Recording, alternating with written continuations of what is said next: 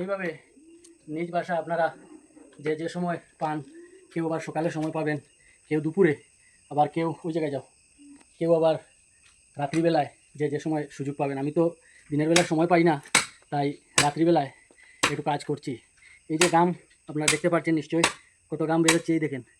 আপনারা ছোটো বাচ্চারা স্নান করতে পারবে এমনভাবে মানে ঝরছে আর কি। তো এই ঘাম ঝরা আসলে ভালো জিনিস, এই ডায়াবেটিস, সুগার এগুলি সরে থাকে। এবং ঘাম ঝরার পর আপনারা যখন কী খাবো আপনাদের দেখিয়ে দেবো। তো এই দেখেন আপনারা, এটি একটি মগ, যেখানে আপনারা হয়তো ভিডিওতে হয়তো দেখা যাচ্ছে কিনা বলতে পারছি না। এখানে জল নয়, এখানে 3টি লেবু আছে। লেবু নিশ্চয়ই আপনারা সবার ঘরে থাকে। 3টি লেবু এখানে আছে। এখানে আবার কোনো চিনি নেই, কোনো লবণ নেই, ডাইরেক্ট টক। এই আমি খাবো আপনারা।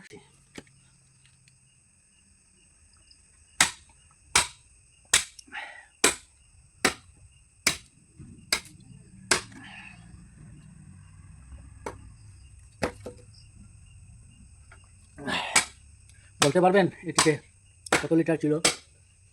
1 লিটারের উপরে।